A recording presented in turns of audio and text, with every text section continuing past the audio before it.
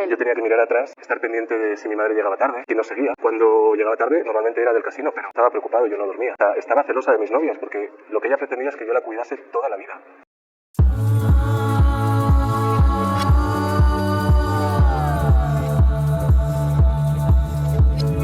Bienvenidos, primos y primas, a un noticiero más en el que os voy a desgranar lo más relevante de la jornada de hoy. Y es que, como sabéis, que Mercadona haya subido el IVA de los alimentos y que los españoles no lleguemos a final de mes no es un verdadero problema. Lo que sí es un problemón es que si pensabais que la última entrega del Culebrón, Bárbara y el Rey iba a tardar, no os equivocabais. Y es que ya están circulando las imágenes de cine para adultos por las redacciones de los periódicos. Y es que más tarde o más temprano sabríamos que sin lugar a dudas tendrían que salir a la luz. ¿Que el material está disponible? Sí. ¿Que cuánto va a tardar en sacarlo? Todo depende de cómo se organicen los encargados para sacar dicho archivo. Pero ¿cuál es el motivo por el que ahora sale todo esto y con qué fin? Sin ser estratega geopolítico, ya os digo que con este ataque a la institución lo que se pretende es eliminarla, así, tal cual. Han sido tantos los ríos de tinta que ha movido la Casa Real que, como sabéis, y no hace falta explicar, que todo comenzaría el 29 de marzo de 1956, cuando, estando el infante don Alfonso de Borbón limpiando un arma en el salón con su hermano, ésta se dispararía alcanzándole en la región frontal, donde acabaría falleciendo a los pocos minutos. El accidente sucedió a las 20:30 horas al regresar de los oficios de Jueves Santo, donde habría recibido la Sagrada Comunión. A través de un escueto comunicado se daba a conocer la terrible noticia, un fallecimiento que ha estado siempre rodeado del misterio, dado que el único testigo del mismo, su hermano Juan Carlos, nunca ha hablado públicamente de lo que realmente sucedió aquella tarde en Estoril. Sin embargo, han sido multitud los testimonios que confirman los numerosos escarceos amorosos de Juan Carlos I el Caliente, donde una hija secreta reconocida llamada Alejandra, cuya existencia habría sido confirmada por 3 personas de las que se mantiene su anonimato, Juan Carlos I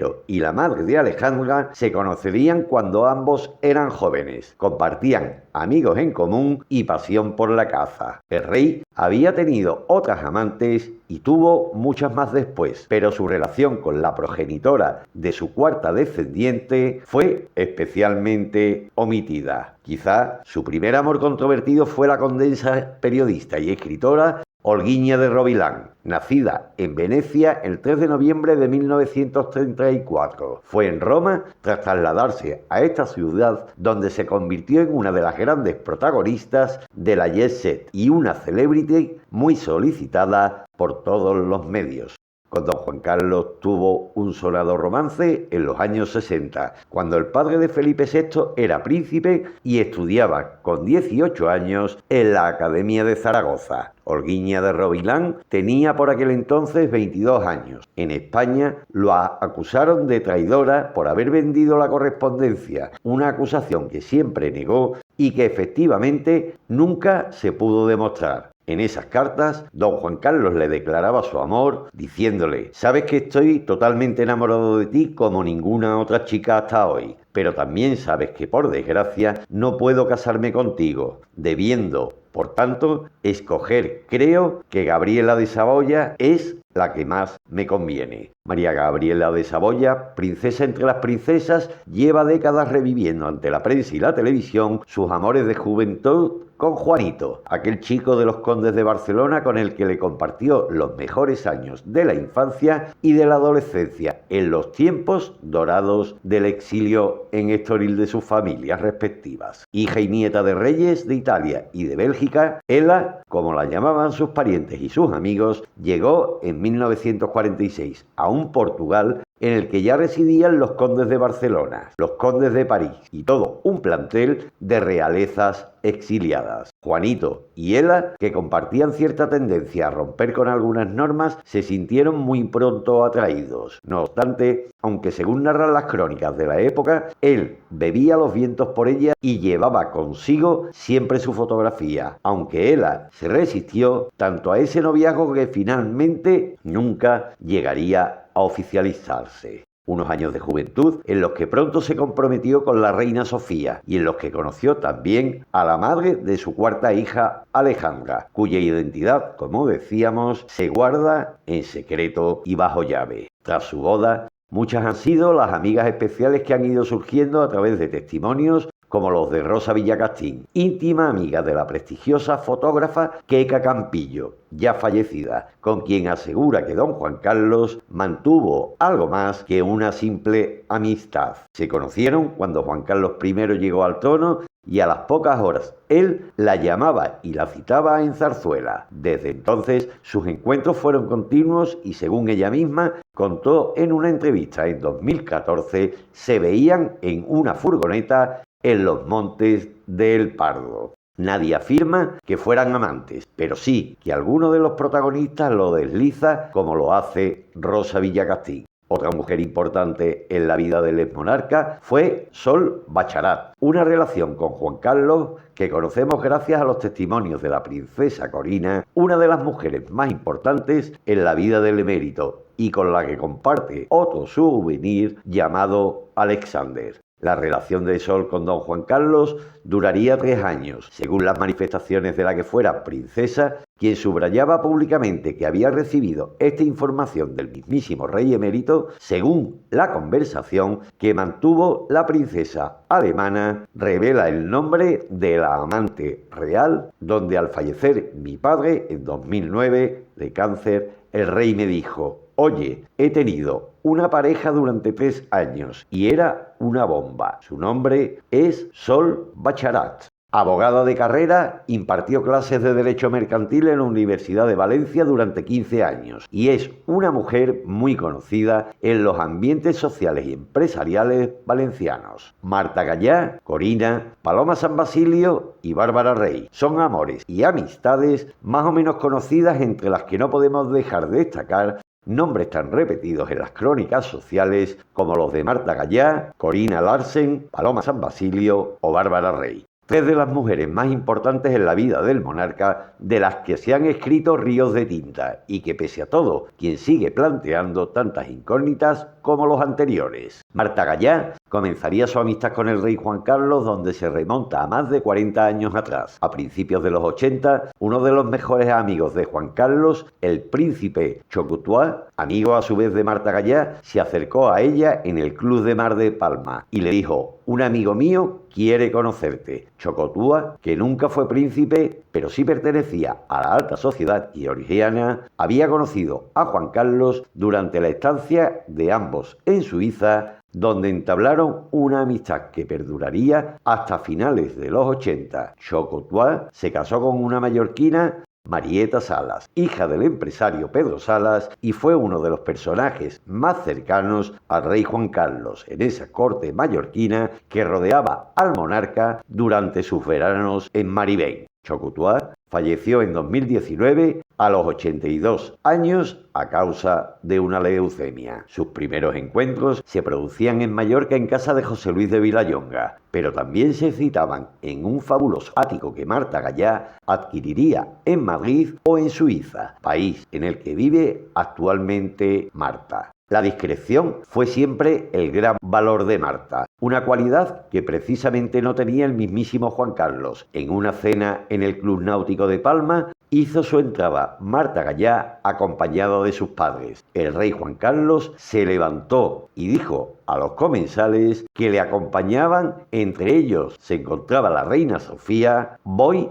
a saludar a mis suegros. Fue una humillación más, una de tantas que tuvo y que ha sufrido la reina durante su matrimonio. En esos veranos mallorquines de la familia real y al margen de las fotos oficiales que todos los años ofrecían a la prensa, el posado en Maribén, las regatas en la bahía de Palma, la recepción de autoridades de la isla o el despacho con el presidente del gobierno de turno. El rey Juan Carlos vivía con una libertad insospechada, gracias al silencio cómplice de la prensa. En los años 80 era vox populi la amistad del monarca con Marta Gallá, tanto en la alta sociedad mallorquina, en el mundo de la vela y en las redacciones de los medios locales. Pero no fue hasta 1992 que el nombre de la mallorquina saltara a los medios de comunicación, primero en la prensa francesa y en la revista Época después, bajo el título La Dama del Rumor. Desde que se conocieron, Marta Gallá se convertiría en la amiga más entrañable, mucho más que Corina, más discreta, mucho más que Corina y más leal, mucho más que Corina de don Juan Carlos. Se dice que Marta Gallá ha sido una de las visitantes más asiduas de Juan Carlos en su exilio en Abu Dhabi, porque aunque su historia de amor se acabara cuando irrumpió la princesa alemana en la vida del monarca, quedó el pozo de una amistad forjada durante más de 40 años. El rey emérito y Corina se conocieron en el año 2004 en Ciudad Real, en la finca La Garganta, propiedad del duque de Westminster. A partir de ese momento, Corina Lars comenzó a acompañar al padre de Felipe VI a todos los viajes que realizaba, tanto de carácter privado como oficial. En 2012 llegó el polémico viaje a Botswana, donde el monarca, junto a Corina, su hijo Alexander y su exmarido Atkins, se fueron a cazar elefantes. Lo siento mucho, me he equivocado y no volverá a ocurrir. Este suceso propició los rumores sobre el posible romance con el emérito. Tras este viaje, la monarquía se vio salpicada, por lo que Juan Carlos tuvo que abdicar. Esto supuso que la estrecha relación que mantenían Corina y Juan Carlos se enfriase tras 8 intensos años. Aunque siempre se tiñen de leyenda todos los presuntos idilios del rey Juan Carlos, por el secretismo con el que se fraguaban y por la presunta protección de la que gozaba el monarca, son muchos los periodistas que a lo largo de la historia del papel cuché han mantenido que Paloma San Basilio y el rey Juan Carlos han tenido una relación sentimental. Una relación en la que Paloma San Basilio hablaba por primera vez en años en septiembre de 2022. Yo soy una persona muy cercana y transparente, pero es cierto que creo que uno tiene que preservar su intimidad. Yo siempre he sido muy normal. Yo en su momento ya aclaré la leyenda urbana que decía que había sido novia del rey Juan Carlos I.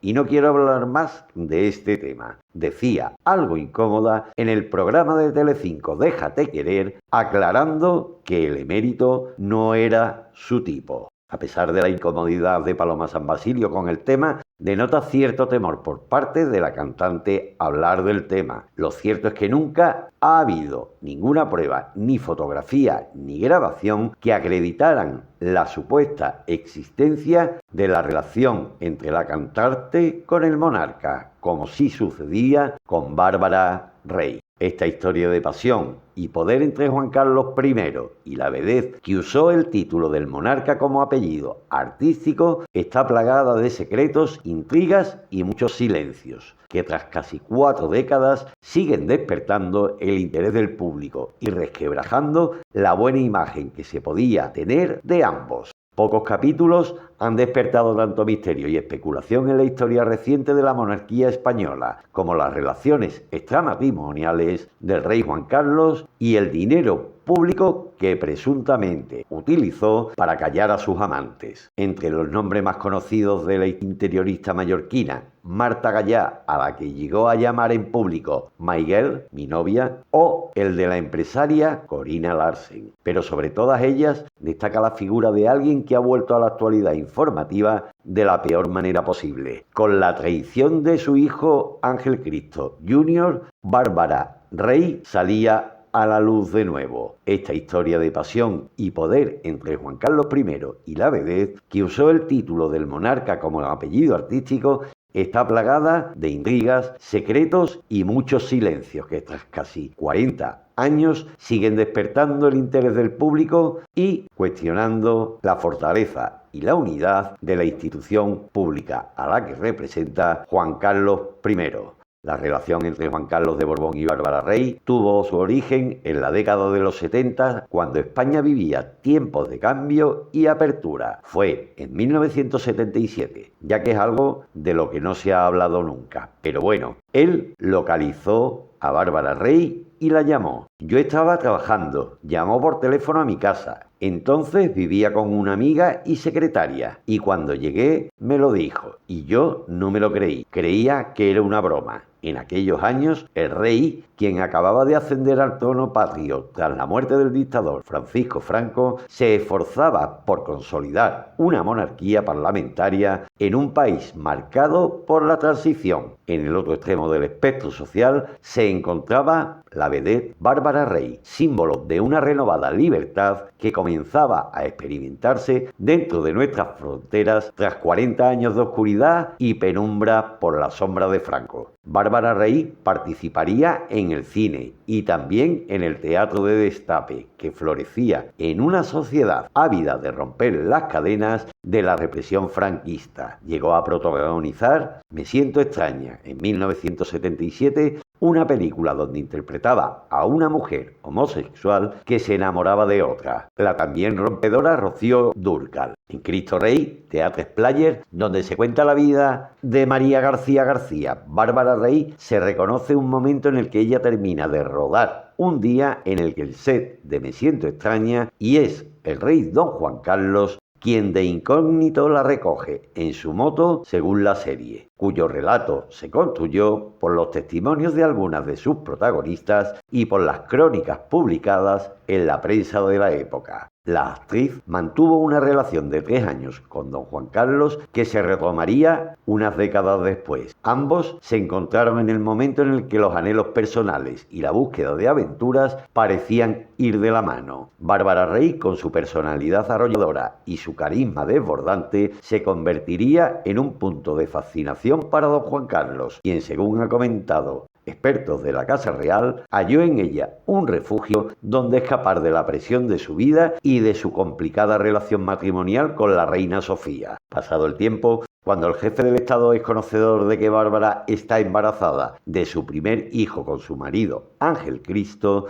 decide mandarle un regalo. Era un chupete de plata para el futuro bebé. Este detalle sería confirmado por Ángel Cristo Jr. en una de sus múltiples entrevistas en Telecinco en el programa que dirigen Santi Acosta y Beatriz Archidona de viernes. Pese a que la relación entre el rey Juan Carlos y Bárbara Rey fue conocida por muchos en la esfera de poder, se mantuvo en secreto, evidentemente para el público general. Todo ello gracias a los complejos mecanismos de la protección del Estado y al control mediático que Juan Carlos ejercía desde la Casa Real. Las versiones sobre encuentros furtivos en residencias alejadas del mundanal ruido, hoteles discretos e incluso propiedades oficiales fueron comentadas en petit comité durante muchísimos años. Ahora, cada día se conocen más detalles y pronto seguirán saliendo más a la luz. Las especulaciones sobre el romance empezaron a tomar mayor fuerza en los años 90, cuando se filtraron informaciones sobre la supuesta relación. Incluso se habló de la intervención del Centro Nacional de Inteligencia, el CNI, en el pago de cuantiosas sumas de dinero para asegurar el silencio de Bárbara, quien, según el testimonio de su hijo mayor, Ángel Cristo Jr., habría grabado conversaciones y encuentros íntimos con el monarca como una forma de protegerse ante cualquier eventualidad. El primogénito del fallecido domador de leones va más allá y habla de un chantaje de su madre al rey emérito, no solo con audios, sino con fotografías que habría tomado supuestamente siendo un niño de 12 años el propio Ángel Cristo Jr. Aunque no existen pruebas concluyentes, la sospecha de que se utilizaron fondos públicos para mantener el secreto empañó aún más todavía la imagen del rey Juan Carlos. En estos días, en los que por cierto el rey Juan Carlos se encontraba en San Cencho, ha visto la luz unos audios de 1994 en los que se escucha perfectamente el amor que se tenían el uno por el otro. Hombre, digo, este no me llama. Le reprochaba Bárbara con confianza. Te he llamado 7 u 8 veces. Es raro porque el teléfono no ha sonado. Te quiero, cariño, expresaba el soberano al final de la conversación. Yo te quiero más, concluía la vedette.